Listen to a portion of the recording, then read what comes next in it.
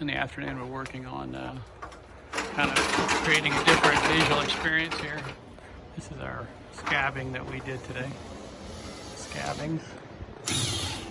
And now what we're doing is we are, since we've kind of fixed all of the worries, we're now installing this perforated material. You can see there's a million holes in there. From a presentation, it'll look a lot better. You see it there. It's made for basically decoration. It's like this stuff here, but in longer sheets.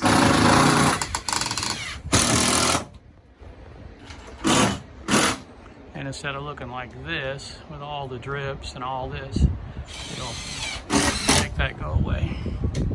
And here is our repairs up here, which we'll also be covering up. It's already been painted on the top.